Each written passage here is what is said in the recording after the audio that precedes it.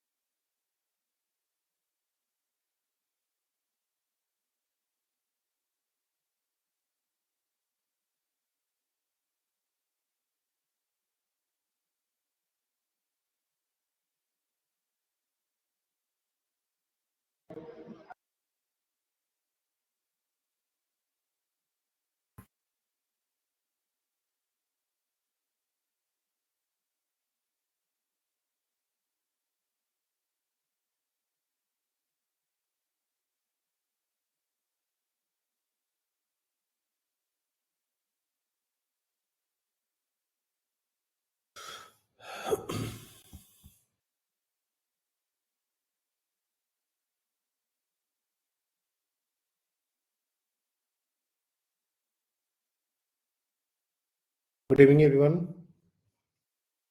सुन पा रहे हैं सब लोग? Good evening sir. Good evening sir. कल हमने एक एक्टिविटी दी थी आप लोग को, आपने किसी ने ट्राई किया था? 2 ग्लास प्लेट, उसके बीच में लिक्विड डाल के और उसको ऐसे बिल्कुल सीधे सीधे अलग करने का। एनीवन?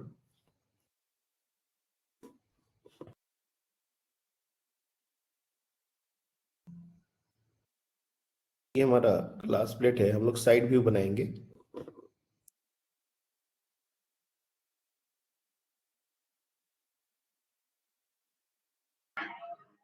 इन दोनों का एक्सक्यूज मी एरिया। सर, जो कल आपने वो कपड़े वाला एक्सपेरिमेंट कुछ तो बोला था ना, वो वाला एक और बार एक्सप्लेन करेंगे? कौन सा कपड़ा वाला? सर, वो 4 लोग थे, वो कपड़ा होल्ड कर समथिंग ऐसा कुछ था। उस समय आवाज क्लियर नहीं आ रही थी तो मुझे समझ में भी नहीं आया। एक बार एक्सप्लेन करिएगा प्लीज। एक कपड़ा जो है ना, जैसे मान लो एक टॉवेल है पतला सा, रेक्टेंगुलर शेप का। ये बिल्कुल अगर प्लेन हो तो इसका रेडियस ऑफ कर्वेचर इन्फिनिटी हो जाएगा। लेकिन अगर इसको चारों एंड से ऐसे कहीं से ऐसे, और जब इस पर किसी एक साइड से, सपोज इधर से हवा ऐसे जाए या फिर उधर से हवा आए, तो ये एक शेप लेगा that is something like this.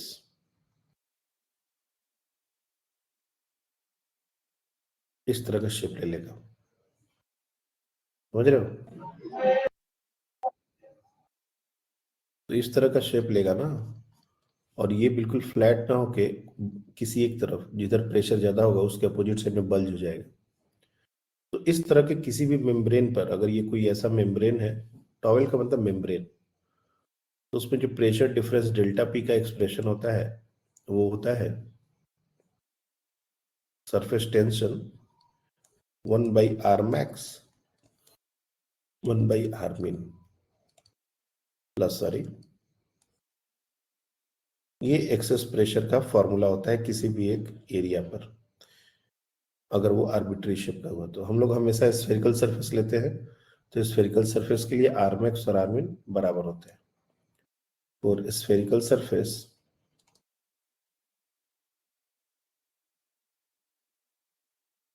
maximum radius of curvature और मिनिमम रेडियस ऑफ कर्वेचर ये सब आर के ही बराबर होते हैं।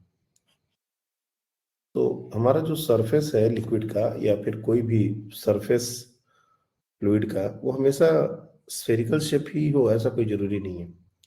एक्सेस प्रेशर हमेशा स्फेरिकल शेप के लिए होता है, ये कोई जरूरी नहीं। सरफेस हमारा कैसा भी शेप ले सकता है। जैसे अगर हम दो प्लेट को खड़ा करें, सपोज हमारे पास ये इस तरह का एक प्लेट है और इस तरह का एक प्लेट है और ये हमने लिक्विड के अंदर डाला हुआ है, तो इसमें लिक्विड का जो लेवल है, वाटर का जो लेवल है, वो बिल्कुल कुछ इस तरह से शेप लेता है। और ये प्लेट अगर ऐसा है तो कुछ ऐसा ये शेप सिलेंडर का एक पार्ट जैसा शेप लेगा। ये पूरा सरफेस है। तो हम लोग हमेशा ऐसा नहीं बोल सकते कि जो लिक्विड का जो सरफेस होता है हमेशा स्फेरिकल होता है। तो एक लिक्विड का जनरल सरफेस का बात किया गया है कि कोई भी जनरल सरफेस अगर होगा तो उसके क्रॉस एक्सेस प्रेशर का ये जनरल फार्मूला है। वहां आरमैक्स जो उस पूरे एरिया पर जो मैक्सिमम रेडियस ऑफ कर्वेचर होगा और उस सरफेस पर जो सबसे मिनिमम रेडियस ऑफ कर्वेचर होगा, इन दोनों का ये सम होता है। चूंकि हम लोग मोस्टली स्फेरिकल सरफेसेस पढ़ते हैं, इसलिए आरमैक्स और आरमिन बराबर होते हैं और यही फॉर्मूला हमारा डेल्टा पी का 2s/r ये हो जाता है लिक्विड ड्रॉप के लिए, और सो बबल के लिए ही 4s/r हो जाता है, क्योंकि वहां पर दो एरिया होते हैं, दो सरफेस होते हैं, तो ट्वाइस करना पड़ता है। लेकिन ऐसा को हमेशा जरूरी नहीं है कि हमेशा स्फेरिकल सरफेस ही होते हैं। और उसका एक एग्जाम्पल ये प्लेट है। ये दो ग्लास प्लेट हैं और इसके बीच में हमने लिक्विड भी वॉल्यूम का डाला है, तो लिक्विड स्प्रेड होता है और कुछ इस तरह का शेप लेता है।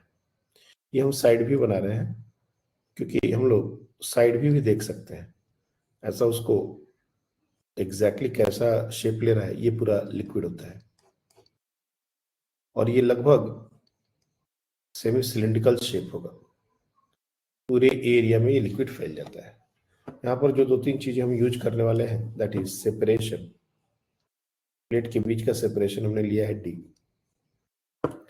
तो तीन क्रेडेंशियल्स हम लोग इस तरह के इस क्वेश्चन में यूज करते हैं। सबसे पहले तो a, that is the surface area of plate, और एरिया ऑफ प्लेट ऐसे लिख लो डायरेक्टली तो ज्यादा अच्छा है। Area of plate, d separation between them,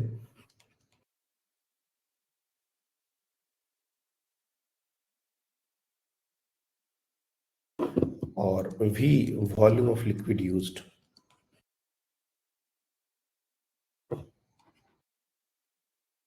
हमको जो फोर्स का एक्सप्रेशन निकालना होता है, जैसे अगर हम इसको पुल करने की कोशिश करेंगे तो हमको कितना फोर्स लगाना पड़ेगा ये हमको निकालना है। Suppose we want to make the things apart, तो what amount of force that we have to apply, this is what we try to figure out. तो इसमें जनरली यही तीनों में से कुछ डेटा दिया जाएगा और हमको फोर्स का एक्सप्रेशन निकालना होगा। तो मैंने कहा था कि जैसे ही हम लिक्विड को उसके अंदर डालते हैं और उसको प्रेस करते हैं थोड़ा सा, तो लिक्विड पूरे एरिया में फैल जाता है। मतलब वी कैन इजिली से कि A into D is equal to V। A into D is equal to V। हम लोग अप्रोक्सीमेट करते हैं क्योंकि वो कैसा एरिया होगा, सर्कुलर होगा, आर्बिट्ररी शेप का होगा। डी उनके बीच का थिकनेस है और हम लोग मान के चलते हैं कि लगभग ये ऊपर से नीचे तक अप्रोक्सीमेटली ये बात होल्ड कर रहा होगा। दूसरी बात ये है कि यहाँ पर ये जो पेरीफेरी पर जहां जहां बाउंड्री है वहां पर ऐसा कुछ सिलिंड्रिकल शेप मिल रहा होगा, जिसका एक सरफेस मतलब ये जो सरफेस बन रहा है जैसा यहाँ पर हमने दिखाया है, ये एक फ्लैट सरफेस, ये फ्लैट है और ये ऐसा कर्व है।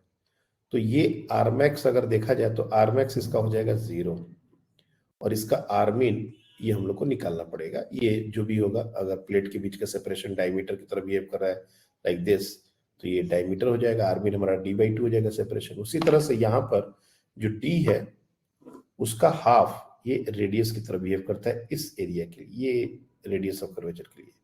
और जो सरफेस के साथ टच कर रहा है तो वो आर मैक्स इन्फिनिटी हो जाता है क्योंकि वो बिल्कुल स्ट्रेट लाइन है। तो वी कैन इजीली से कि r max is equal to infinity और r min is equal to d/2। Generally ये फॉर्मूला अगर हमको नहीं पता तो हम लोग excess pressure delta p directly यहां पर लिख देते हैं S that is the surface tension into 1/r, sorry 1/r और d/2, ये 2s अपॉन d ये हो जाता है surface tension, excess pressure. S हमेशा सरफेस टेंशन रहा है। तो अगर हम लोग बहुत सारे बुक में ये क्वेश्चन जब दिया जाएगा तो डायरेक्टली डेल्टा पी इस तरह से लिख दिया जाएगा। अब ये कैसे होता है इसको मैंने समझ में है, इसके लिए कल आपको ये फॉर्मूला दिया था कि कोई भी सरफेस लिक्विड का है वो हमेशा स्फेरिकल शेप का नहीं हो सकता, और अगर किसी दूसरे शेप का हुआ तो उस सरफेस का जिस जहां पर मैक्सिमम रेडियस ऑफ कर्वेचर है और जहां पर मिनिमम रेडियस ऑफ कर्वेचर है, ये एक्सेस प्रेशर का ये फॉर्मूला होता है। अब ये जनरल सरफेस के लिए कैसे डिराइव करते हैं ये हम लोग के लेवल पर नहीं, इंजीनियरिंग में भी इसको नहीं सिखाया जाता। हमको ये फॉर्मूला या तो याद रख लेना है या फिर इस क्वेश्चन के लिए हमको एक्सेस प्रेशर क्या होता है वो हमको जानना पड़ेगा। तो ये हमारा रेडियस है r और ये d का हाफ है, तो इसलिए r मीन d/2 कर दिया हमने।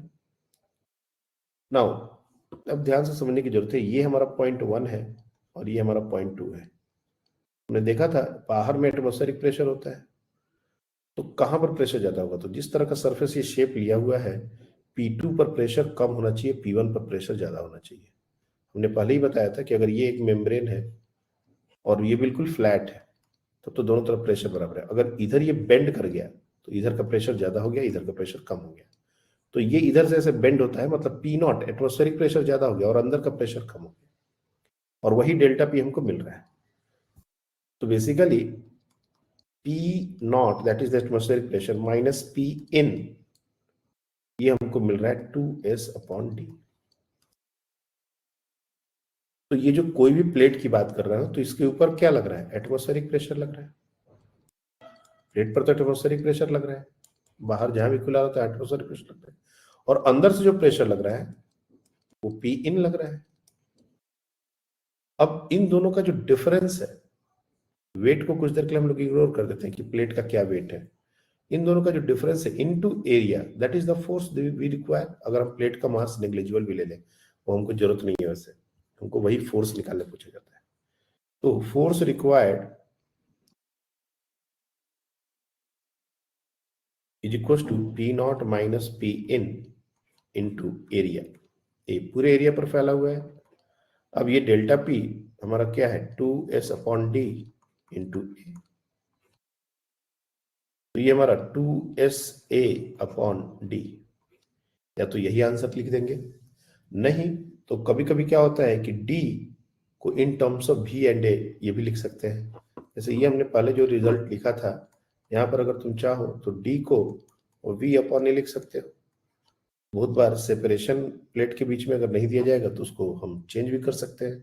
तो एक रिजल्ट तो ये तो हो ही गया, दूसरा रिजल्ट ये हो सकता है कि 2sa अपॉन d की जगह लिख देंगे v/a, ये हो जाएगा 2sa स्क्वायर अपॉन v। तो वॉल्यूम के टर्म्स में हो गया ये, और एरिया के टर्म्स में हो गया, d नहीं हट, d एलिमिनेट हो गया। तो बोलने का मतलब है सिमिलरली a को v/d लिख सकते हैं, यहाँ पर a है, इसको एलिमिनेट करके एक और फॉर्मूला बन सकता है। यहां से यू कैन इजिली एक फॉर्मूला इसे और भी बन सकता है कि 2s a की जगह हम लोग v/d अगर डाल दें तो v अपॉन d स्क्वायर, ये फोर्स का रिजल्ट हो गया। तो ये तीनों रिजल्ट हैं, ये और ये। अब क्वेश्चन में कौन सा गिवन होगा ये देखना पड़ेगा कि a दिया हुआ, d दिया हुआ, b नहीं दिया हुआ, या a और b दिया हुआ, d नहीं दिया हुआ। और एक्सेस प्रेशर का जो कॉन्सेप्ट है कि एक्सेस प्रेशर का फॉर्मूला हमको यहां पर जो यूज करना है, delta P is equal to S1/r max plus 1/r min, यही यूज करना है। और r मैक्स इन्फिनिटी होगा और R min d/2 that is the half of the separation, ये यूज करना होता है। तो ये एक ऐसा क्वेश्चन है जो जनरली इंजीनियरिंग में तो बहुत बार आ चुका है। हाँ बोलो। सर क्या आप एक बार वापस समझा सकते हैं, मुझे वो समझा नहीं। कौन सा? सर मतलब वो क्वेश्चन क्या पूछ रहा है वही नहीं समझा। क्वेश्चन यही पूछ रहा है कि हमको कितना फोर्स लगाना पड़ेगा सेपरेट करने के लिए प्लेट को। क्वेश्चन का अगर स्टेटमेंट चाहते हो, ये तो हमने कल ही पूछा था। 2 glass plates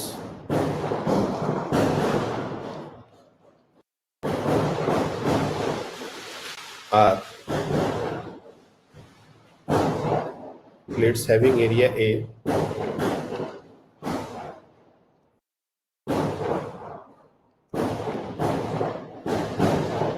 are separated by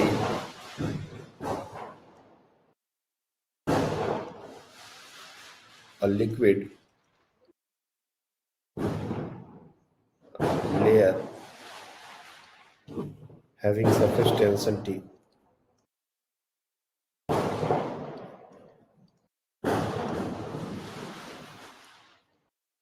Surface tension S.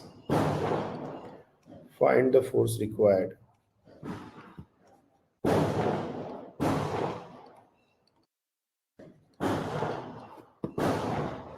to separate them apart.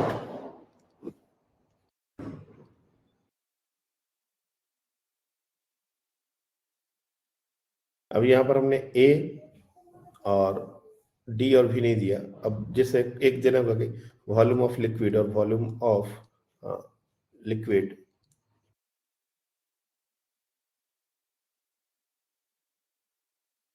Volume of liquid is V। यही क्वेश्चन है। वो जो प्लेट है उनको सेपरेट करने के लिए हमको कितना फोर्स लगाना पड़ेगा, दैट इज द क्वेश्चन। और उसको हम ऐसे रख रहे हैं, कोई जरूरी नहीं है कि वर्टिकली रखें। अगर हम उसको, इस प्लेट को हम ऐसे भी रखेंगे तब भी ये बात है। इस पे भी अगर ऐसे और ऐसे खींचेंगे तो हमको इतना ही फोर्स लगाना पड़ेगा। हाँ बोलिए। सर आपने वो जो ऊपर एक 4s/r बताया है वो क्या है, वो नहीं समझा। कौन सा? ये डेल्टा पी मतलब जो आपने बताया था, फिर वो नीचे जो आपने 4s/r बताया है वो नहीं समझा। ये भी डेल्टा पी ही है ना, ये सो बबल के लिए है। सो बबल ने बोला था ना 2 लेयर होती हैं। लिक्विड हाँ ड्रॉप के सर, लिए, हाँ। ये लिक्विड ड्रॉप के लिए है और ये सो बबल के लिए। तो कल ही सारा कुछ बताया गया था। 4s/r ही हमने कल भी बताया था। तो चूंकि यहाँ पर 2 लेयर है इसलिए 2 से मल्टीप्लाई हो गया। यहाँ पर सिंगल सरफेस है इसलिए 2s/r होता है। और स्फेरिकल सरफेस के लिए आर मैक्स और आर मीन आर के बराबर होते हैं। जनरल फॉर्मूला ये है। यही तो कब से बात हो रही, और इसी फॉर्मूला को हमने इस प्लेट वाले क्वेश्चन में भी यूज किया है।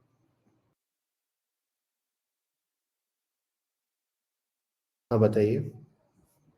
सर आपने आरमैक्स और आर्मिन कैसे निकाला?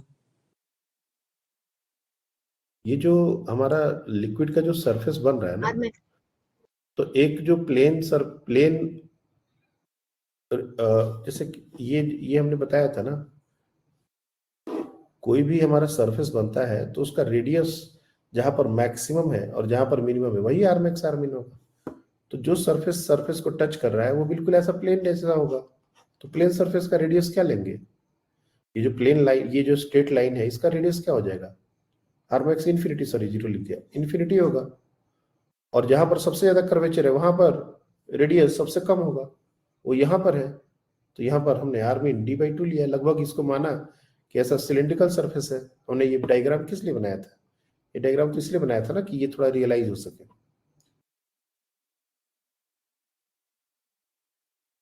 सर वो आरमैक्स इन्फिनिटी समझा नहीं सर। एक स्ट्रेट लाइन का रेडियस ऑफ कर्वेचर क्या होगा? What is the radius of curvature of a straight line?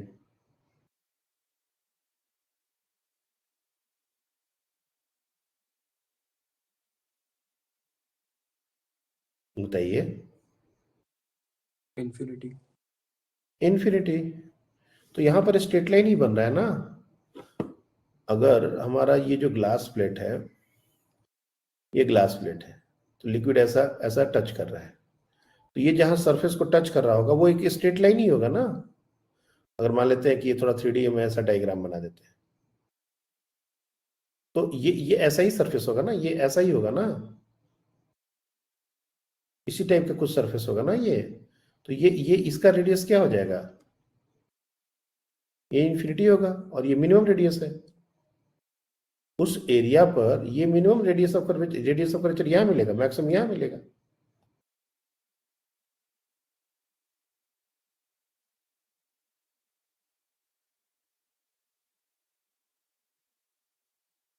Spherical surface के अलावा अगर हमको कोई भी और सरफेस मिलता है तो उसके लिए आरमैक्स और आरमिन हमको देखना पड़ेगा। आरमैक्स का मतलब क्या है, उस सरफेस पर जहां सबसे ज्यादा रेडियस ऑफ कर्वेचर हो, तो प्लेन लाइन हमको मिल गई, मतलब वहां पर इन्फिनिटी है, वही हमारा आरमैक्स है। और जहां पर सबसे ज्यादा कर्वेचर है वहां पर रेडियस ऑफ कर्वेचर सबसे छोटा होगा, वहां से हमको आरमिन मिलता है, क्योंकि यहाँ पर ये वाले पार्ट से मिल रहा है, ये वाला पार्ट से d/2 हमने लिया इसको।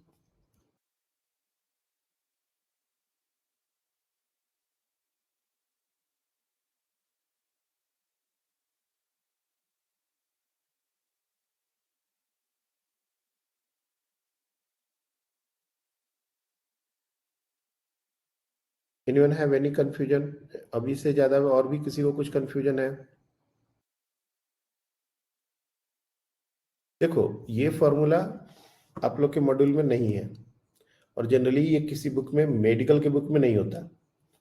ये क्वेश्चन भी किसी भी मेडिकल के बुक में जनरली नहीं होता, लेकिन ये ऑलरेडी 5-6 साल से इंजीनियरिंग में बार बार आ रहा है, तो चांसेस है कि वो दे सकते हैं, क्योंकि इसमें कैलकुलेशन का बहुत ज्यादा रोल नहीं होता। कैलकुलेशन एक ही 2 लाइन का है और जनरली इसका रिजल्ट ये वाला बच्चे याद कर लेते हैं, इसलिए इसको डिस्कस किया हमने।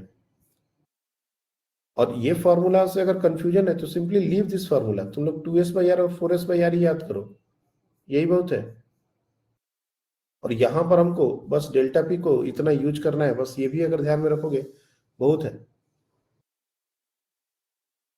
अगर तुम चाहते हो कि इस क्वेश्चन को ही मतलब ड्रॉप कर देना है, that is also fine, simply leave this question,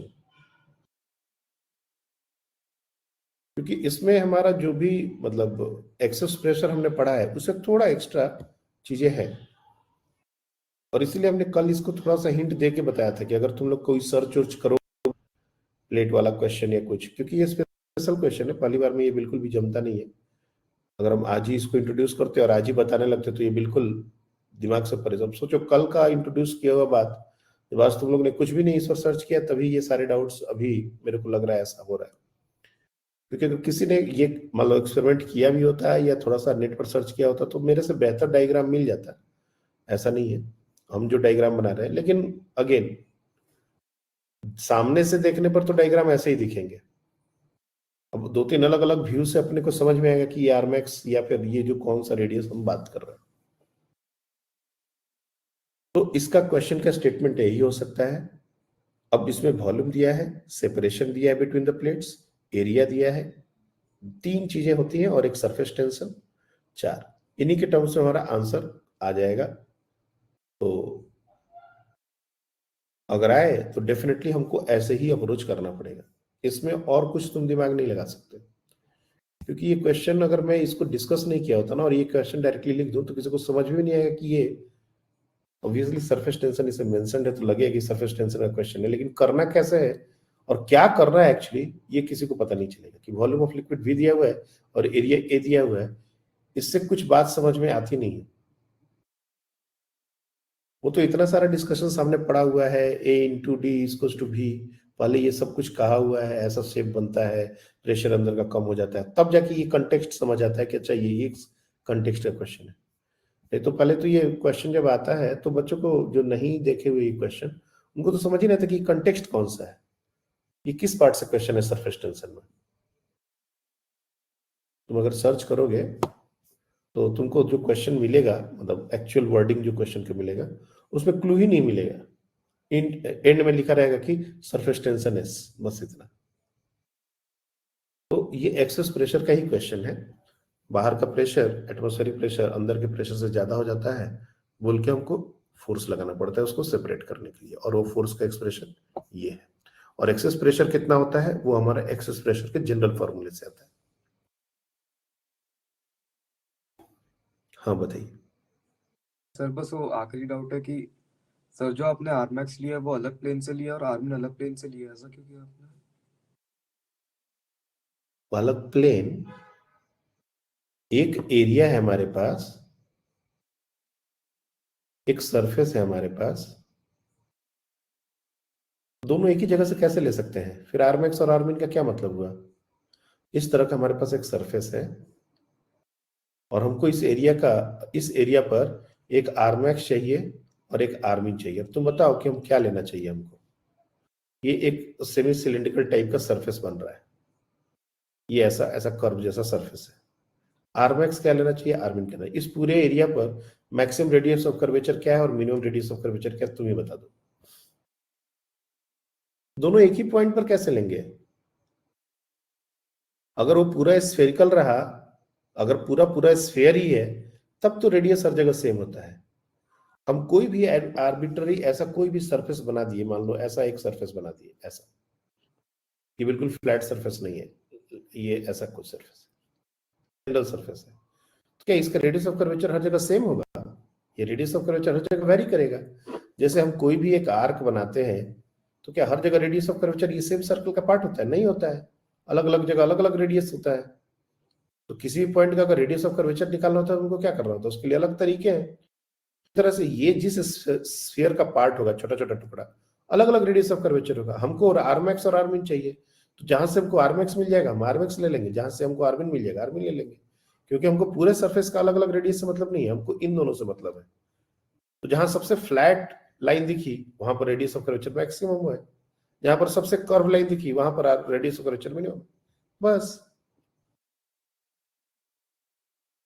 हाँ सर, वो मैं सेंटर को सेम मान रहा था इसलिए वो डाउट आ रहा था। नहीं नहीं, देखो हम तो ये बार बार यहाँ पर क्या लिख रहे हैं, तुम लोग ने कंटेक्स्ट नहीं समझा है, मेरे को समझ आ गया इसलिए सारा डाउट हो रहा है। फोर स्फेरिकल सरफेस हमने अलग से लिखा है, ये सेम हो जाता है। लेकिन एक जनरल सरफेस की अगर बात की जाए तो जनरल सरफेस में तो कितने radius of curvature, her point पर अलग अलग रेडियस होंगे। तुम अपना रुमाल ले लो और उसको कैसा भी शेप दे दो, एक बिल्कुल फ्लैट कर दिए तो बिल्कुल ठीक है, वो तो बिल्कुल फ्लैट सरफेस हो गया, रेडियस ऑफ कर्वेचर हर जगह इन्फिनिटी।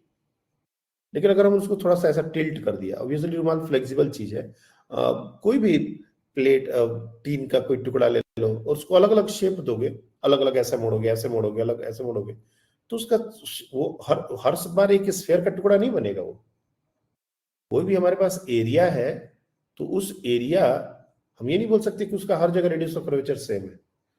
तो जहां पर मिनिमम है और जहां पर मैक्सिमम, हमको वही दो रेडियस ऑफ कर्वेचर चाहिए इस फॉर्मूले को यूज करने के लिए। बाकी और उसका कैसे निकालेंगे हमको इसके बारे में कोई पता नहीं। क्वेश्चन ये भी हो सकता है कि सर वो जो एरिया, कोई अगर जनरल एरिया हमको मिल जाए तो उसका हम अलग अलग पॉइंट पर रेडियस ऑफ कर्वेचर कैसे निकालेंगे, हमको नहीं पता। ये फॉर्मूला कैसे है, अगेन ये भी हमको नहीं पता। कुछ चीजें हमारे लेवल पर नहीं है, हम उसको नहीं बता सकते। इवन हमको भी अभी मेरे को एक समय ये इसका रिजल्ट डेरिवेशन हमको पता था। आज अगर हमको तुम अभी बोलोगे कि सर इसको डेराइव कीजिए, तो हम अभी डेराइव ही नहीं कर पाएंगे, क्योंकि मेरे को एकदम ध्यान में है ही नहीं, ये कभी बताने की जरूरत नहीं पड़ती। ये फॉर्मूला ही हम लोग को यूज करना पड़ता है, हम लोग ऐसे ही फॉर्मूले को याद रखते हैं।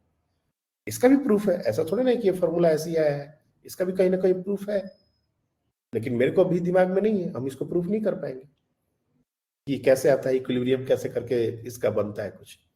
तो पॉइंट ये है कि हमको ये फॉर्मूला अगर आता है ठीक है, नहीं आता है तो प्लेट वाले केस में हम एक्सेस प्रेशर इतना लेते हैं, इतना भी चलेगा। डिवीजन होता है वो उसका हाफ रेडियस होता है, और उस तरीके से हमारा क्वेश्चन बन जाएगा। क्योंकि जनरल क्वेश्चन में तो ये यूज नहीं होगा। जनरल क्वेश्चन जो तुम लोग के आते हैं वो क्वेश्चन है 4s/r 2s/r, ऑलरेडी हमने इस पर एक दो बातें कर ली हैं और आगे भी करेंगे। अभी जनरल क्वेश्चन इसी से आते हैं। तुम अगर यही दो फॉर्मूला भी याद रखते हो एक्सेस प्रेशर का, that is also good enough. लेकिन मेरा क्या पॉइंट है कि सिर्फ यही नहीं होता एक्सेस प्रेशर में, सिर्फ यही 2 टर्म नहीं होते, और ये क्वेश्चन कैलकुलेशन वाइज बड़ा क्वेश्चन नहीं है, इसलिए मुझे लगता है कि ये पूछ सकते हैं, सरफेस टेंशन से ये क्वेश्चन आ सकता है, बोल के हमने इसको डिस्कस किया।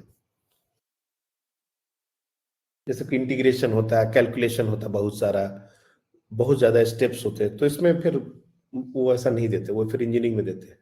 लेकिन इस क्वेश्चन में सबसे इंटरेस्टिंग बात है कि अगर हमको एक्सेस प्रेशर मिल गया तो उसमें एरिया मल्टीप्लाई करने से, हमने तो लिख दिया है, फिर भी इतना सारा कुछ लिखने का क्या जरूरत है? अगर हमको पता है कि डेल्टा पी को ये लिखना है तो बस एरिया मल्टीप्लाई करेंगे तो यही आंसर आ जाएगा। इतना सारा कुछ लिखने का क्या, तो समझाने के लिए हमने बना दिया। सिर्फ डेल्टा पी का ही बात है कि तुमको डेल्टा पी समझ आ रहा है या नहीं, इसलिए ये क्वेश्चन मुझे लगा कि डिस्कस करना चाहिए। पिछले बैच में भी डिस्कस किया था इसको, इसलिए। और देखना AITS का अगर एग्जाम होगा तो क्या पता ये आ ही जाए, may be, I don't no.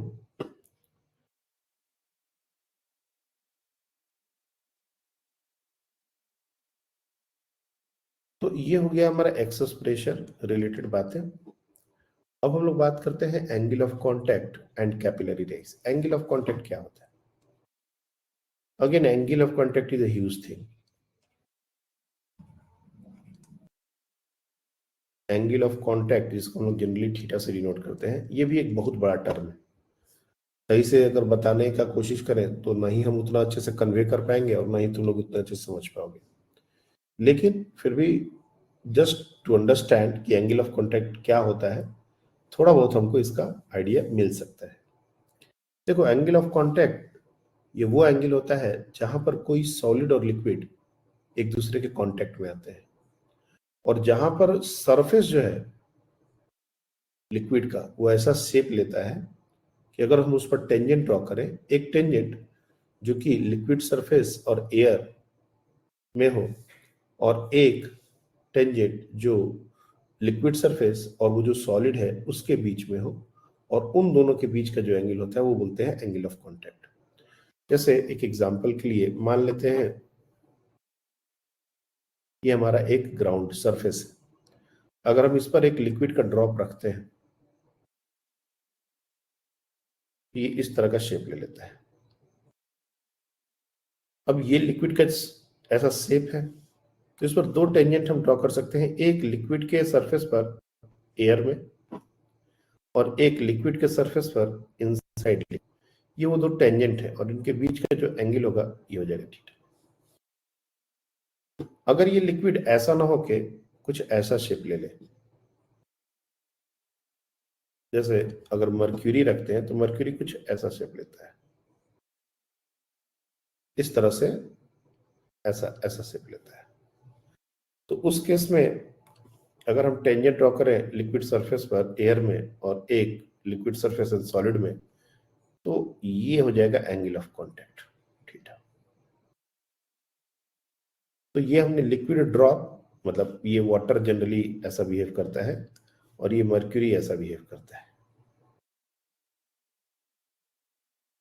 किसी भी कंटेनर में भी जब लिक्विड को हम डालते हैं तो जो टॉप सरफेस है, जनरली हम लोग फ्लूइड स्टैटिक में पढ़ते हैं कि बिल्कुल फ्लैट होता है।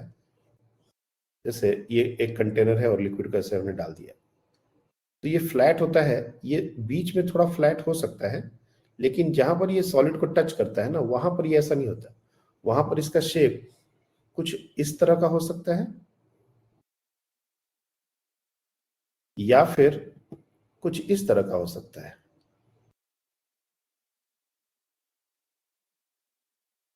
जनरली ऐसा भी हो सकता है, जो फर्स्ट वाला डायग्राम है वो ऐसा भी हो सकता है, लेकिन ये कॉमन नहीं है।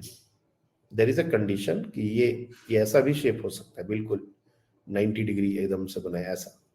लेकिन ये दोनों सिनेरियो बहुत रेगुलर, जैसे वाटर ग्लास, जैसे मान लो हम लोग स्टील के ग्लास से पानी पीते हैं, कांच के ग्लास से पानी पीते हैं, तो जनरली वाटर जो है वो ऐसा शेप लेता है, किनारे पर ऐसा थोड़ा सा ऐसा उठा। अब यहाँ पर हम एंगल ऑफ कांटेक्ट की बात करें तो एक यहाँ पर लिक्विड का जो सरफेस है उस पर एक टेंजेंट ड्रॉ किया और एक लिक्विड के अंदर टेंजेंट ड्रॉ किया, ये दोनों के बीच का जो एंगल है ये होता है एंगल ऑफ कांटेक्ट। सिमिलरली यहाँ पर एक लिक्विड के सरफेस पर ड्रॉ किया, एक लिक्विड के अंदर ड्रॉ किया, ये होता है हमारा एंगल ऑफ कांटेक्ट। तो एंगल ऑफ कांटेक्ट थीटा ये less than 90 degree, greater than 90 degree और इक्वल टू 90 डिग्री, ये तीनों पॉसिबिलिटीज है। यहाँ पर ये 90 डिग्री के बराबर है, ये भी हो सकता है, ऐसा कोई जरूरी नहीं है कि 90 डिग्री हो ही नहीं सकता, पॉसिबल है। एक्चुअली ये डिसाइड करता होता कैसे, ये कैसे पता चलेगा कि एंगल ऑफ कांटेक्ट कितना होगा और ये डिपेंडेंसी क्या होती है एंगल ऑफ कांटेक्ट की। तो पहले तो हम लोग डिपेंडेंसी देखेंगे और फिर थोड़ा इसको डिफाइन करने का अगर बात होगा तो हम इसको डिफाइन कर लेंगे, what is exactly the angle of contact. तो एंगल ऑफ कांटेक्ट जो होता है उसमें दो बहुत ही इंपॉर्टेंट फैक्टर्स हैं, एक है हमारा एडेसिव फोर्स और एक है हमारा कोहेसिव फोर्स।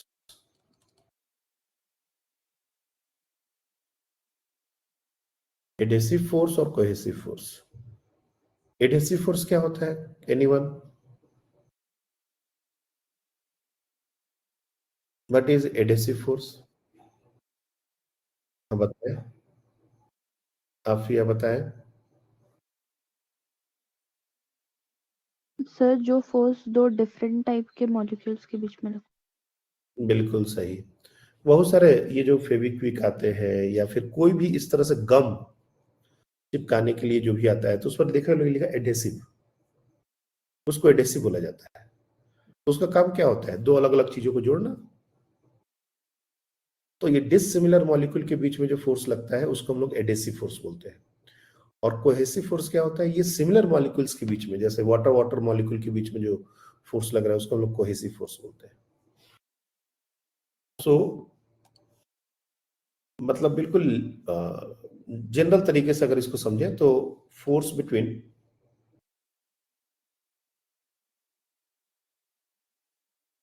सिमिलर मॉलिक्यूल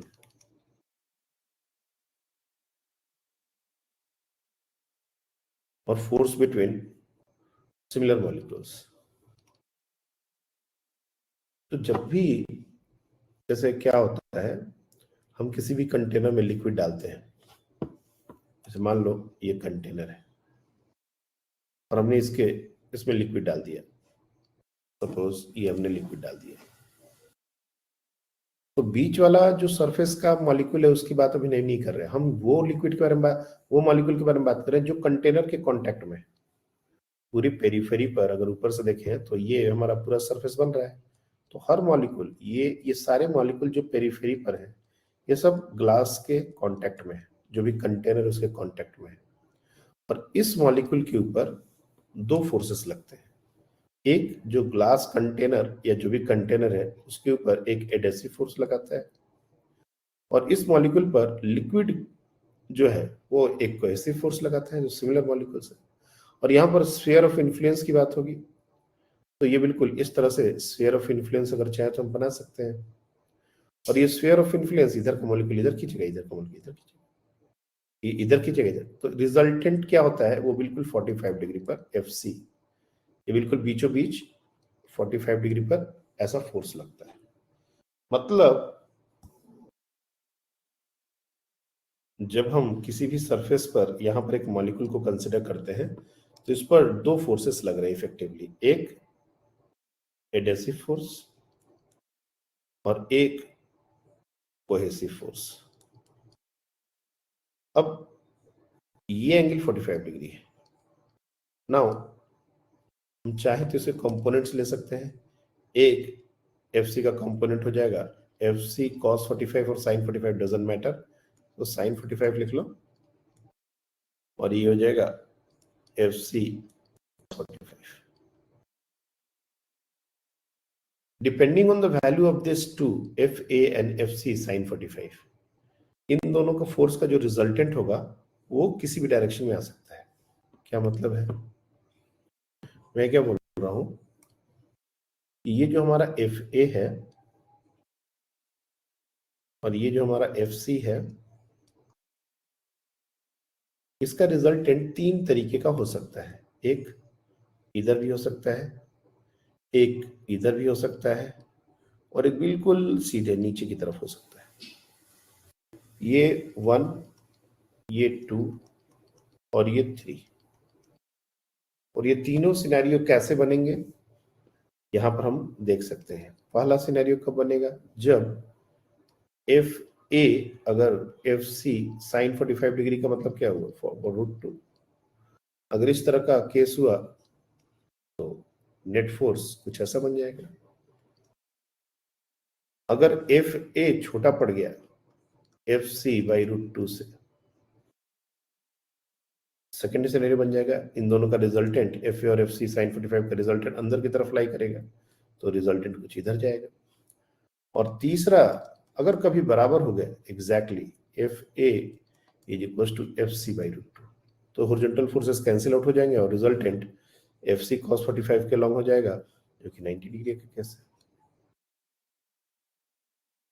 अब ये तीन अलग अलग सिनेरियोज बनते हैं। अब ये मॉलिक्यूल जो है, ये एडेसिव फोर्स और कोहेसिव फोर्स, ना ही ये सिर्फ लिक्विड पर डिपेंड करता है और ना ही ये सिर्फ कंटेनर पर डिपेंड करता है, ये दोनों का प्रॉपर्टी है। एडेसिव फोर्स में हमारा लिक्विड भी इंपॉर्टेंट है और किसके साथ ये फोर्स लग रहा है वो भी इंपॉर्टेंट है। ऐसा नहीं बोल सकते कि वाटर का एडेसिव फोर्स ज्यादा है तो वाटर का, एडेसिव फोर्स वाटर और ग्लास का ज्यादा है, एडेसिव फोर्स वाटर और ग्लास का कम है, ये बोला जा सकता है। हम कभी भी ये नहीं बोल सकते कोहेसिव फोर्स वाटर का ज्यादा होता है या कोहेसिव फोर्स वाटर का कम होता है, दैट इज अ क्वेश्चन। ये हम लोग बोल सकते हैं ये, क्योंकि कोहेसिव फोर्स सिमिलर मॉलिक्यूल के बीच में लगता है। अब हम सिंपल तरीके से देखें कि जब नेट फोर्स लगेगा कोई भी ये तीन डायरेक्शन में, उसी के अकॉर्डिंग हमारा लिक्विड अपना शेप लेता है, क्योंकि हमने आपको पहले ही बताया है कि लिक्विड जो है वो वैसा शेप लेगा ताकि नेट फोर्स उसके परपेंडिकुलर हो। तो पहला वाला जो डायग्राम है उसमें हमारा नेट फोर्स का डायरेक्शन कुछ इधर आ रहा है, ये हमारा नेट फोर्स है। तो लिक्विड का जो सरफेस है वो कुछ ऐसा शेप लेगा, लाइक दिस। सेकेंड वाला सिनेरियो में जब हमारा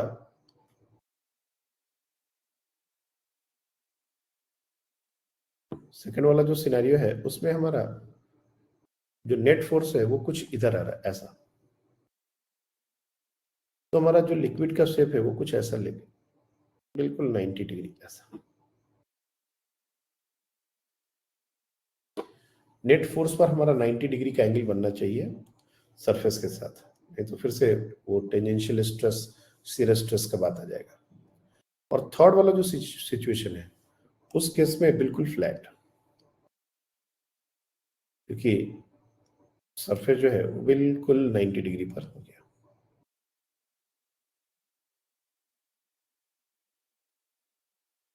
तो इस केस में हमारा जो एंगल ऑफ कांटेक्ट है, यू सी, ये लेस देन 90 डिग्री है। इस केस में हमारा एंगल ऑफ कांटेक्ट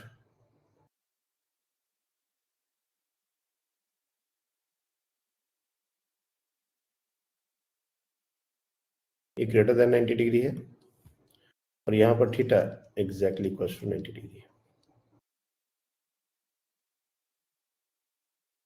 तो ये तीन तरह का सिचुएशन बन सकता है।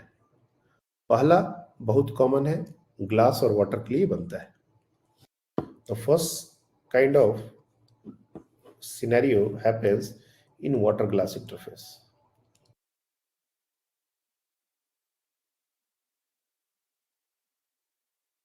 वाटर और ग्लास के बीच में कुछ इस तरह का रिलेशन होता है ताकि थीटा लेस देन 90 डिग्री है। ये जो सिनेरियो है सेकंड, ये आता है हमारा मर्क्यूरी ग्लास इंटरफेस।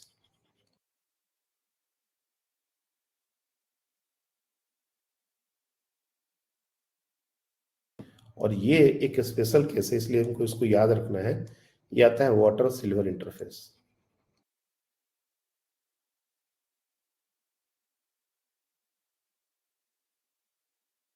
सिल्वर के ग्लास में अगर पानी रखेंगे तो बिल्कुल फ्लैट सरफेस ऐसा बनेगा, साइड में वॉल पर भी कोई ऐसा शेप नहीं होगा। तो ये ऐसा क्यों हुआ? ये एडेसिव फोर्स है और मर्क्यूरी का कोहेसिव फोर्स बहुत ज्यादा होता है, इसलिए कोहेसिव फोर्स ज्यादा होने की वजह से रिजल्टेंट हमारा अंदर की तरफ आ रहा है और इसलिए ऐसा बल्जिंग आउटवर्ड शेप ले रहा है मर्क्यूरी। तो वाटर जो है वो हमेशा ऐसे कनकेव शेप लेता है और मर्क्यूरी हमेशा कन्वेक्स शेप लेता है। और यही एंगल ऑफ कांटेक्ट डिसाइड करता है कि कैपिलरी, अगर स्मॉल फाइन ट्यूब लेते हैं तो उसमें लिक्विड राइज करेगा या फॉल करेगा। पहले उस कॉन्सेप्ट पर हम लोग आएंगे कि कैपिलरी राइज फॉल क्या होता है। सबसे पहले तो एंगल ऑफ कांटेक्ट क्या होता है, मैं इसको डबली डिफाइन करूंगा, लिख दूंगा। लेकिन एंगल ऑफ कांटेक्ट क्या होता है, किस बात से डिसाइड होता है, और ये तीनों एंगल पॉसिबल कैसे होते हैं, क्राइटेरिया क्या होता है, और ये तीनों एग्जाम्पल, क्या ये सारी बातें समझ आ रही है? क्योंकि एंगल ऑफ कांटेक्ट लिखने में तो कोई दिक्कत नहीं है, मैं लिख दूंगा एक लाइन में कि this is the angle between the two tangent drawn and this this this. लेकिन वो समझने का बात है जो कि बकबक से ही समझ आएगा, बहुत ज्यादा तुम इसको स्टेटमेंट से याद नहीं कर पाओगे। तो एक बार ये सारा कुछ देख के बताओ कि क्या एंगल ऑफ कांटेक्ट रिलेटेड जितनी भी बातें हैं वो समझ आ रही है?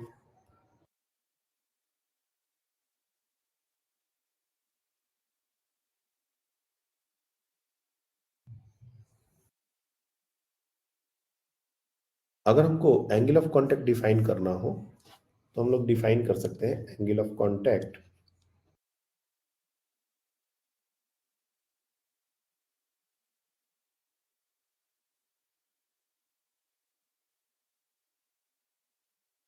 of a liquid solid interface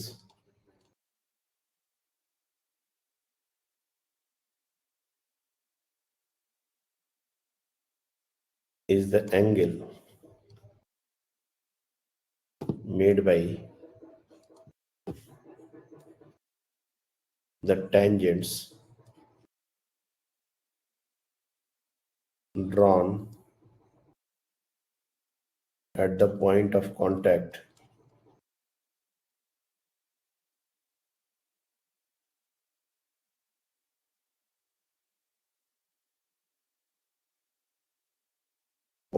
contact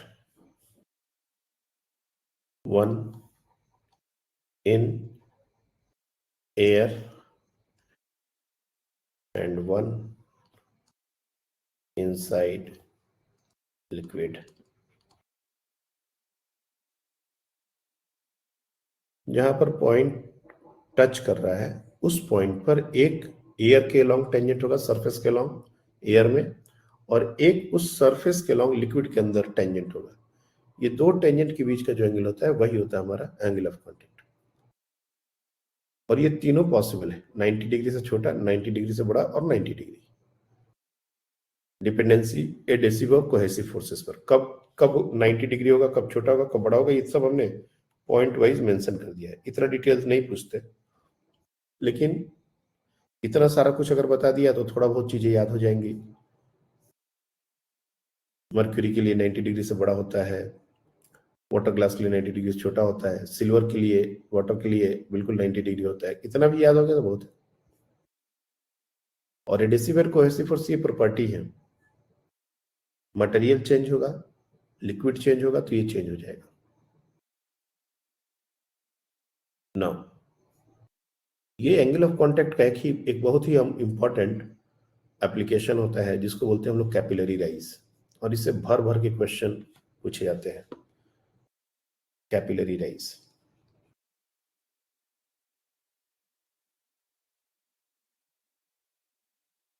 सबसे पहले तो कैपिलरी क्या होती है, व्हाट इज कैपिलरी? तो कैपिलरी का मतलब होता है फाइन ट्यूब।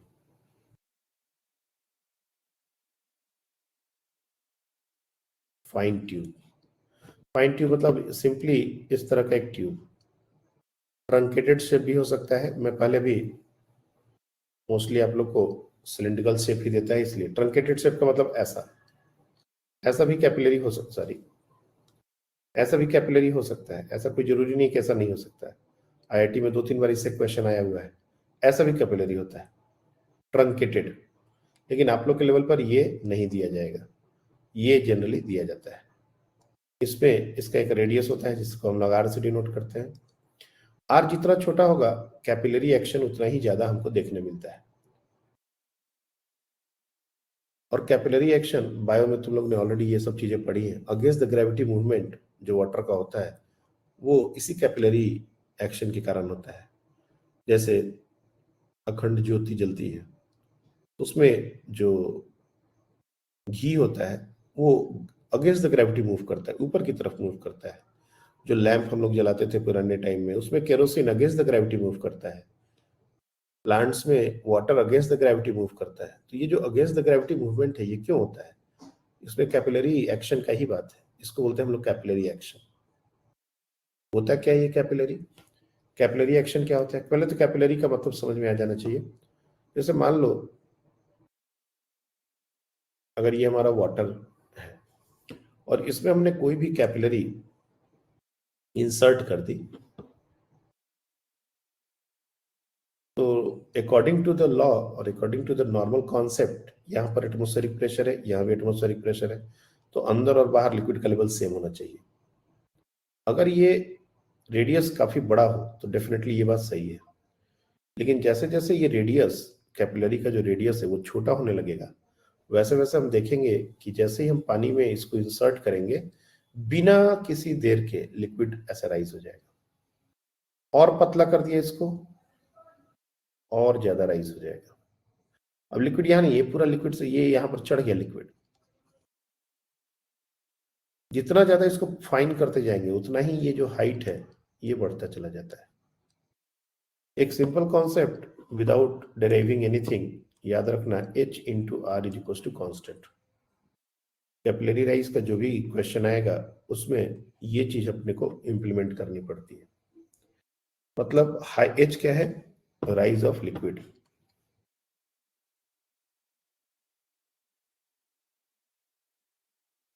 Liquid column. और R क्या है? तो रेडियस ऑफ कैपिलरी।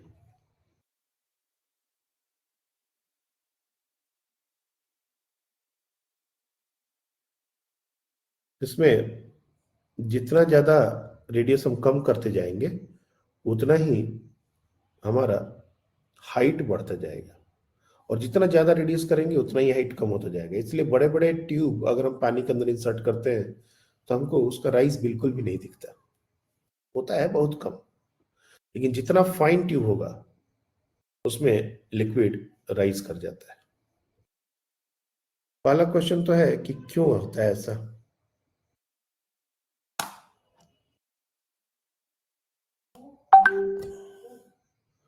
बताइए एनीवन?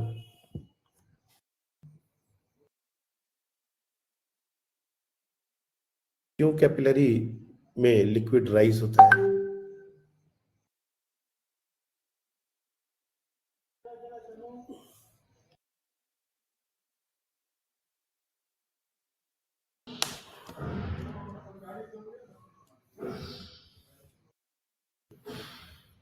देखो, इस चीज को एक्सप्लेन करने के दो तरीके हैं। एक तरीका है प्रेशर मेथड और एक तरीका है फोर्स मेथड। अब डिपेंड करता है कि हम कौन सा मेथड यूज कर रहे हैं, क्यों होता है इसको भी एक्सप्लेन करना है। और ये जो हमने रिजल्ट लिख दिया h r is to constant, या हाइट का एक फॉर्मूला होता है 2t cos of theta divided by r o g, वो कैसे आता है वो भी डिराइव होता है। इसका जो फॉर्मूला आता है मैं पहले लिख दे रहा हूँ। इसका जो फॉर्मूला हाइट का आता है वो आता है 2s cos of theta divide by r rho g, ये फॉर्मूला होता है।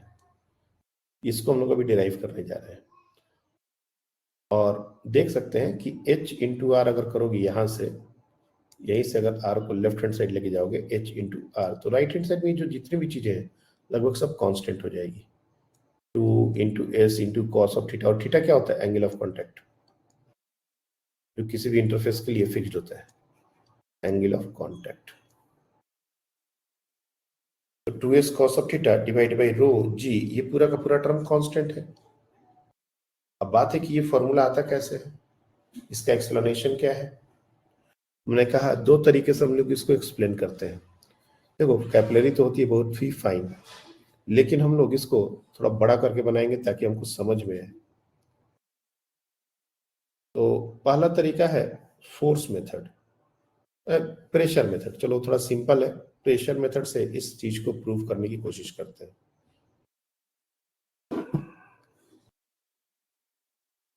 प्रेशर मेथड हमने, मैं फिर से रिकॉल कर दूं, एक्सेस प्रेशर में हमने देखा था कि अगर कोई लिक्विड ऐसा सरफेस बना रहा है स्फेरिकल सरफेस की बात मैं कर रहा हूं, तो यहाँ पर प्रेशर ज्यादा है, यहाँ पर प्रेशर ज्यादा है और यहाँ पर प्रेशर कम है। अगर ऐसा सरफेस बना रहा है, मतलब ये P1 P2 P1 P2, तो यहाँ पर हम बोल सकते हैं P1 is greater than P2 और यहाँ पर P1 is lesser than P2। ये और बिल्कुल अगर बराबर हुआ तो दोनों सेम, मतलब फ्लैट सरफेस हुआ तो सेम। अगर मैं कैपिलरी राइज की बात करता हूँ तो ऐसा नहीं कि कैपिलरी हमेशा राइज ही होता है, फॉल भी होता है। वाटर की जगह अगर इसको हम मर्क्यूरी में डाल दें तो ये फॉल भी होता है।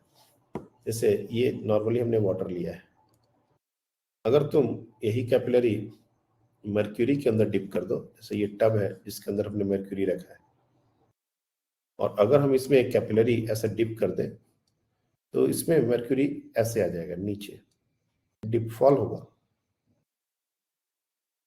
तो ऐसा नहीं है कि हमेशा राइज ही होता है, राइज होता है वाटर के केस में। और हम लोग देखेंगे कि थीटा एंगल ऑफ कांटेक्ट जिसका लेस देन 90 होता है उसी का वो राइज होता है, और अगर ग्रेटर देन 90 हो गया तो फॉल होता है। तो इस बात को हम प्रूफ करने के लिए हम वाटर का एग्जांपल ले रहे हैं, वाटर ग्लास, उसमें angle of contact less than 90 degree होता है, और वाटर में जो सरफेस होता है वो कुछ इस तरह का शेप लेता है। ये जो पहला वाला डायग्राम हमने बनाया कुछ ऐसा। तो जो हमारा कैपिलरी है उसका हम एबीडी बनाने वाले हैं। ये पूरा पार्ट का हम लोग डायग्राम बनाने वाले हैं यहाँ पर। सो लेट्स से ये हमारा वो कैपिलरी है और ये रेडियस है कैपिलरी का R। लिक्विड यहाँ पर यहाँ तक राइज किया हुआ है और ये पूरा ऐसा, इसको बोलते हैं हम लोग मेनिस्कस, ऐसा शेप लिया रहता है, ठीक है। और हाइट जो है, जैसे यहाँ पर लिक्विड का सरफेस है तो यहाँ पर डायरेक्ट ओपन टू एटमॉस्फेयर है तो यहाँ पर प्रेशर P0, यहाँ भी प्रेशर हो जाएगा P0, यहाँ भी प्रेशर हो जाएगा P0। इस मेनिस्कस, ये जो मेनिस्कस है इसके जस्ट ऊपर, ये कटोरी जैसा शेप है, इसके जस्ट ऊपर अगर बात करें, यह मेनिस्कस ऊपर से ये यहाँ पर अगर एक पॉइंट बनाते हैं, यहाँ मेनिस्कस के जस्ट ऊपर का पॉइंट है और ये जस्ट नीचे का पॉइंट है। ये पॉइंट का नाम हमने दिया 1 और ये पॉइंट का नाम हमने दिया 2। अगर तुम देखोगे तो P1 जो है वो एटमॉस्फेरिक प्रेशर है P0, और ये P2 जस्ट उसके नीचे का प्रेशर है जो कि लेसर देन P1 है, P0 से कम होगा।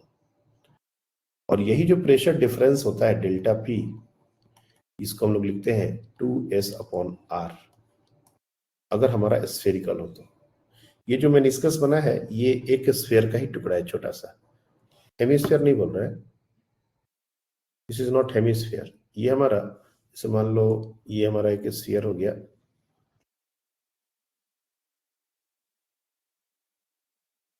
इसका ये इतना छोटा सा टुकड़ा ऐसा ऐसा, या फिर इतना छोटा सा टुकड़ा ऐसा, ये हमारा ये ऊपर का ऐसा बन रहा है। तो ये जो दो पॉइंट के बीच में प्रेशर डिफरेंस है, definitely P2 is lesser than P0 P1, और P2 को हम लोग लिख सकते हैं P0 माइनस 2S/R। ये R जो है और ये जो रेडियस ऑफ कैपिलरी ट्यूब है, ये दोनों अलग अलग है। ये R कौन सा R है? ये R उस स्फीयर का R है। अगर मैं इसको थोड़ा सा इमेजिनरी स्फीयर को कंप्लीट करने की सोचूं, जिसका ये पार्ट है, तो कुछ वैसा स्फीयर बनेगा ऐसा, और इसका सेंटर कहीं यहां होगा। ये वो R है जो इसका रेडियस ऑफ कर्वेचर, ये जो मेनिस्कस बन रहा है ये इसका रेडियस ऑफ कर्वेचर R, और ये जो R है ये कैपिलरी का रेडियस है। ये अगर देखा जाए तो सिर्फ ये लेंथ है, ये यहाँ से परपेंडिकुलर भी ड्रॉप किया जा सकता है। ये स्मॉल R है और ये कैपिटल R है। हमारा जो फॉर्मूला है P2 is equal to P0 minus 2S/R, इसमें R कैपिटल R है। ऊपर का प्रेशर ज्यादा है जो कि एटमॉस्फेरिक प्रेशर है, नीचे का प्रेशर कम है। कितने से डिफरेंस होगा? 2S/R, single surface, spherical surface, इसलिए 2S/R, और R उस मेनिस्कस का रेडियस ऑफ कर्वेचर है। अब एंगल ऑफ कांटेक्ट की मैं बात करूं तो यहां पर एंगल ऑफ कांटेक्ट अगर हमने ले लिया थीटा, तो ये एंगल 90 माइनस थीटा हो जाएगा, तो ये एंगल हो जाएगा थीटा, बिकॉज ये बिल्कुल 90 डिग्री पर होगा। तो हमारा एक ट्रायंगल जैसा बन रहा है, देखोगे ध्यान से, ये ऐसा वहां पर ट्रायंगल जैसा बन रहा है। ये एंगल है हमारा थीटा, ये एंगल है आर, ये डिस्टेंस है आर, और ये स्मॉल आर। तो हम बहुत आसानी से लिख सकते हैं small R is equal to R cos theta, या फिर capital R is equal to R by में कॉस थीटा, ये लिखा जा सकता है। तो यहाँ पर जो हमने एक्सेस प्रेशर का कॉन्सेप्ट यूज करके pressure at point just below the meniscus, ये जो कप जैसा स्ट्रक्चर बनता है ना, इसको बोलते हैं मेनिस्कस। वर्ड इसके लिए यूज करते हैं हम लोग, मेनिस्कस। ऊपर का जो सरफेस ऐसा बन रहा है उसको मेनिस्कस बोलते हैं। तो P2 can be written as P naught minus 2s upon R की जगह R बाई कॉस थीटा। ये हमने जानबूझ के लिखा क्योंकि हमको जनरली कैपिलरी का ही लेंथ रेडियस दिया होता है। अब 2 पॉइंट पर प्रेशर रजिस्टर से कम हो गया। अब इसमें नीचे आएंगे तो नीचे आने पर प्रेशर बढ़ता है, let's say this side is H। इस पॉइंट पर प्रेशर हमको पता है एटमॉस्फेरिक प्रेशर है, और अगर नीचे आएंगे तो एच रो जी बढ़ेगा, तो इसमें भी अगर एच रो जी ऐड कर दें तो एटमॉस्फेरिक प्रेशर के बराबर हो जाना चाहिए। We can always write that P2 plus H is equal to P naught. अब P2 क्या है? P2 हमारा है P naught minus 2s cos of theta divide by R into rho into G, and that is equals to P naught.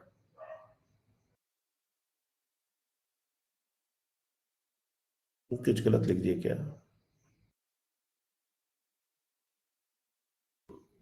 अच्छा, plus H rho G ना is equal to P naught. ये हमारा P2 का expression है। P naught will get cancelled, और हम easily देख सकते हैं कि एच रो जी ये हमारा होता है 2s cos of theta divide by r, और यहीं से वो फॉर्मूला आता है H is equal to, that is the height of liquid column, is equal to 2s cos of theta divide by r rho g, जो हमने आपको पहले ये फॉर्मूला दे दिया था।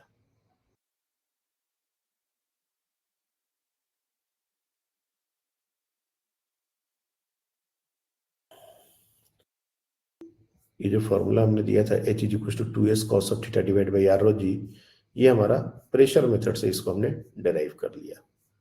मेनिस्कस के जस्ट नीचे प्रेशर कम होता है, और जितना प्रेशर कम होता है उतना ही ज्यादा लिक्विड को राइज मिलेगा। पहले इस अप्रोच में कहीं कोई दिक्कत है तो बताओ।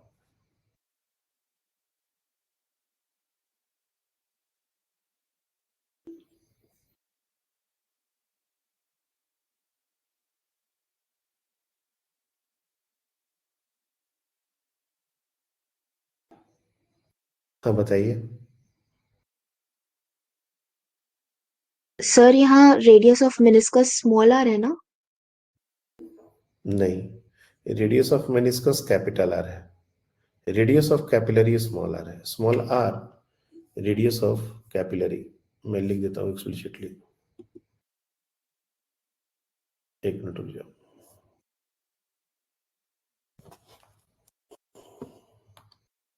जो टर्म्स हम लोग ने यूज किए हैं, क्या क्या यूज किए हैं? Small R, H, theta, rho, S, और कैपिटल आर एक्चुअली हम लोग यूज नहीं करते, लेकिन मैं लिख दे रहा हूं क्योंकि डेरिवेशन में यूज हुआ है। Radius of capillary,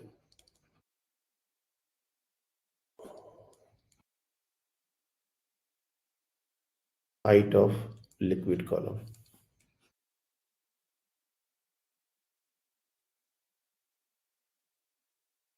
angle of contact, density of liquid,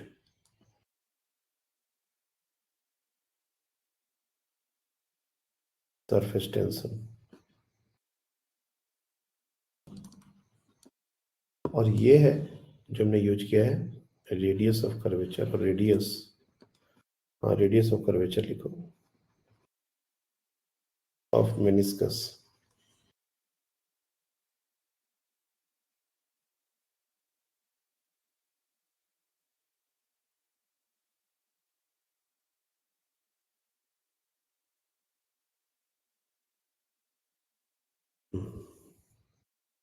और कोई कंफ्यूजन है?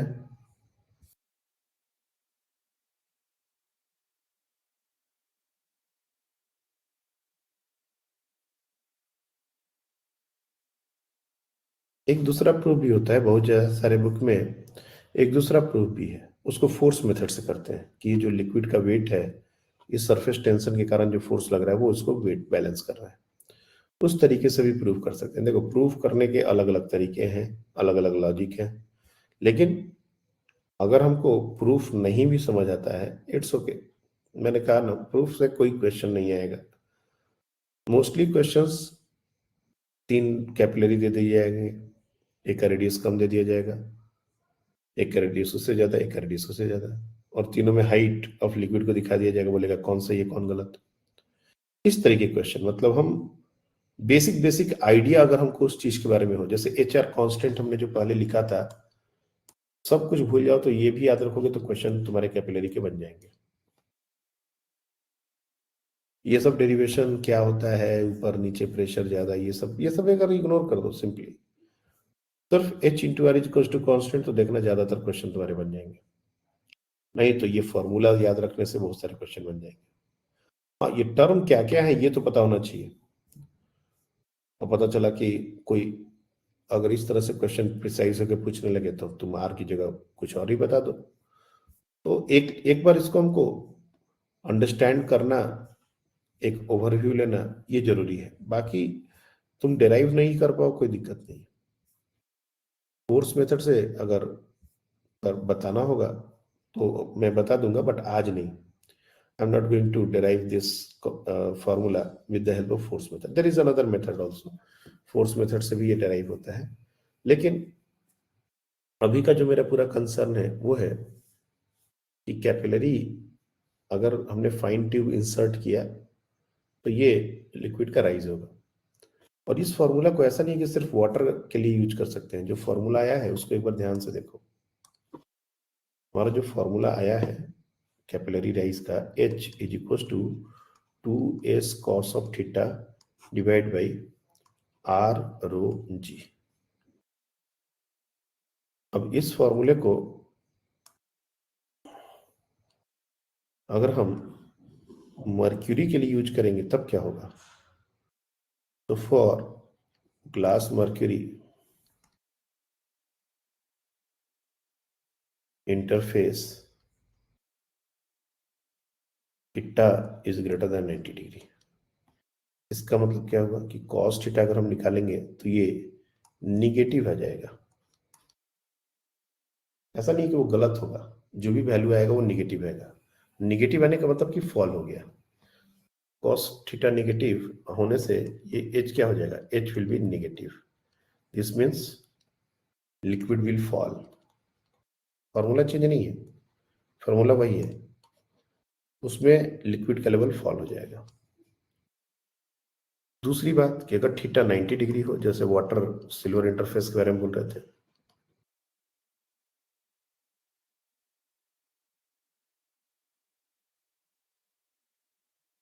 तो यहां पर थीटा 90 डिग्री का मतलब cos थीटा 0, यानी H 0, लिक्विड चढ़ेगा ही नहीं।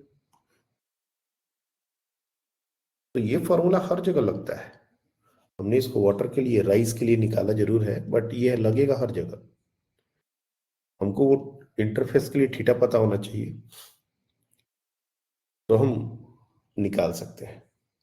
और कभी कभी क्या होता है, कंप्लीटली वेटिंग कंडीशन ऐसा भी देता है। जैसे ये जो थीटा होता है ना, ये लेस देन 90 होता है, और अगर प्योर वाटर ग्लास हो तो ऑलमोस्ट 90 डिग्री हो जाता है। इसको हम लोग कंप्लीटली वेटिंग कंडीशन बोलते हैं। ये वर्ड यूज किया जाता है, कंप्लीटली वेटिंग कंडीशन।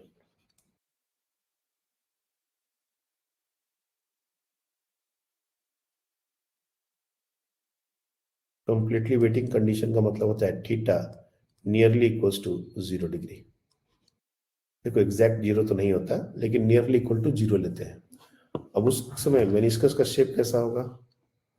ये अगर कैपिलरी है तो मेनिस्कस बिल्कुल हेमिस्फेरिकल ऑलमोस्ट ऐसा शेप ले लेता है, लाइक दिस। ये ऐसा शेप ले लेता है, ऑलमोस्ट हेमिस्फेरिकल हो जाता है, और उस समय ये एंगल ऑलमोस्ट 0 डिग्री हो जाएगा। तो जो हमारा H का फॉर्मूला है, जो लिक्विड राइज जो हमने लिखा है H is equal to 2s cos theta. Now cos 0 is 1, simply r rho g, इसमें सॉरी ये r भी हमारा स्मॉल r के बराबर हो जाएगा, तो ये r रो g लिख सकते हैं।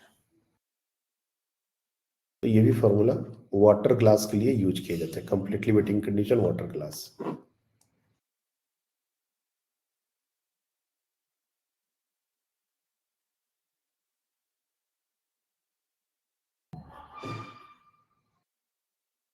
यहां तक बात समझ आ रही है?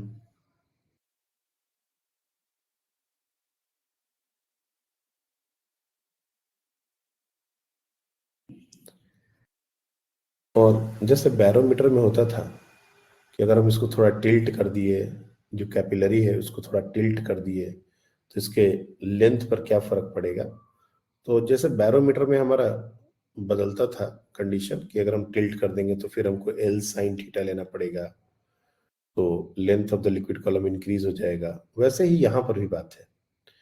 यहाँ पर भी अगर तुम देखो तो जो भी कैपिलरी राइज हो रहा है, जो हमने प्रेशर मेथड से तुमको एक्सप्लेन किया है, बस तुमको इतना समझना है कि ये जो ऐसा मेनिस्कस शेप ले रहा है ना, इसके ऊपर प्रेशर P नॉट है और इसके नीचे जो प्रेशर है वो P naught minus 2s upon r है, कम है।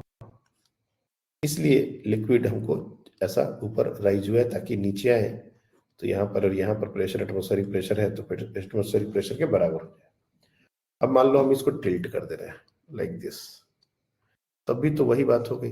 यहाँ पर एटमॉस्फेरिक प्रेशर है और ये मेनिस्कस यहाँ पर कुछ ऐसा शेप लेगा, तो यहाँ पर P नॉट है, यहाँ पर वही P नॉट में 2s बाई है। लेकिन जब हम यहाँ आएंगे तो हमको तो वर्टिकली नीचे जाना होगा ना, तो जो हम L लेंगे, ये L एक्चुअली मतलब ये L ना होके ये हमको इसी H से मतलब है जो कि L sin अल्फा है।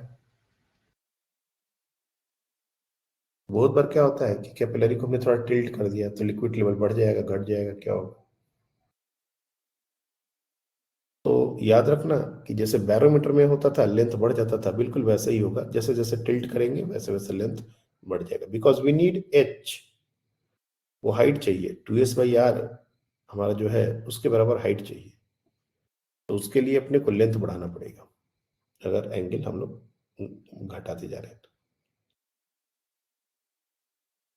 कैपिलरी राइज में मैक्सिमम क्वेश्चन इस पार्ट से हो जाएंगे, लेकिन एक दो चीजें हैं और इंटरेस्टिंग जो कभी कभी एग्जाम में पूछे गए हैं। मान लो एक लिक्विड का सरफेस है और इसमें हमने एक कैपिलरी इंसर्ट कर दिया, और ये कैपिलरी लिक्विड के बाहर इसका जो लेंथ है वो है कैपिटल H, रेडियस इसका गिवन है r, और तुमने जो स्मॉल h लिक्विड का हाइट कैलकुलेट किया है by using the formula 2s cos of theta divide by r rho g, इससे जो तुमने h कैलकुलेट किया, संयोग से ये h कैपिटल S से बड़ा हो गया। If this is the condition, what will happen?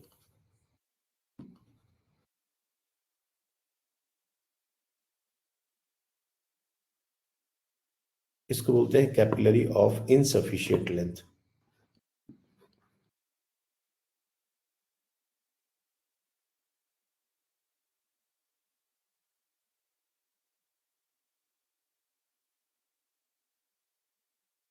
कि हमारा कैपिलरी जो है उसका लेंथ उतना नहीं है जितना कि उसमें लिक्विड का राइज होने का बात था, तो क्या होगा?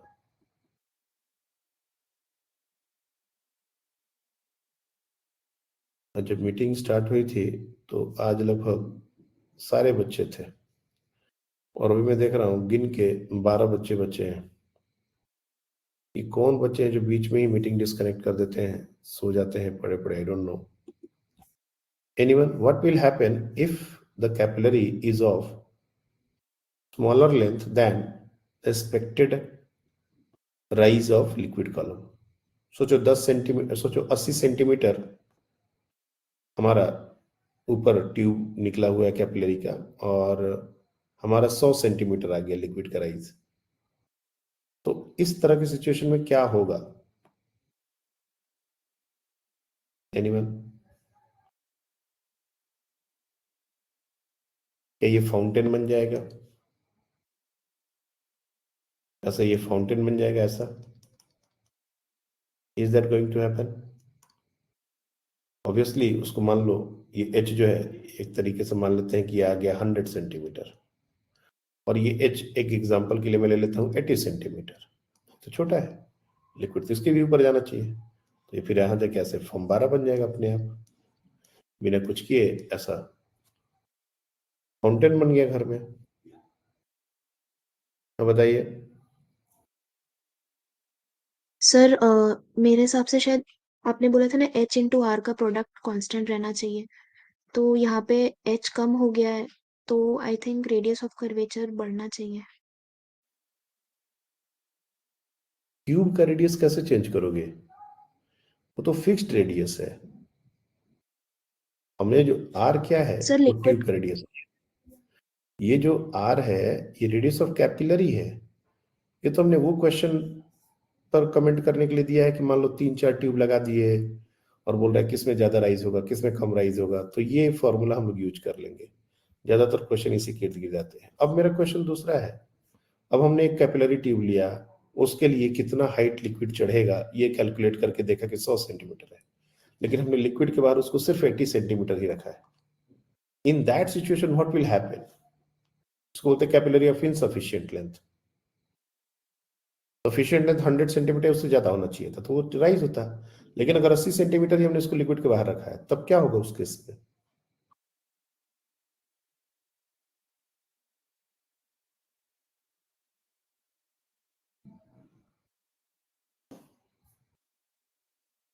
चलिए मैं इसको अभी रिवील नहीं कर रहा, बट इतना मैं बता दे रहा हूं कि ये फाउंटेन नहीं बनेगा, ठीक है? This is not something anything like this going to happen कि पानी अपने आप निकल के फाउंटेन बन गया, ऐसा नहीं होगा। क्या होगा ये आपको सोचना है, सर्च करना हो तो कर लेना, नहीं तो कल हम लोग इसको डिस्कस करेंगे। And this is a very important aspect of capillary rise. बहुत सारे बच्चे इसमें फंस जाते हैं इनसफिशिएंट लेंथ वाले। तो दैट्स ऑल फॉर टुडे। एक बार देख लेना तुम लोग, कहीं पर भी कंफ्यूजन हो तो कल भी हम लोग की क्लास है, कल भी इसको हम क्लियर कर देंगे।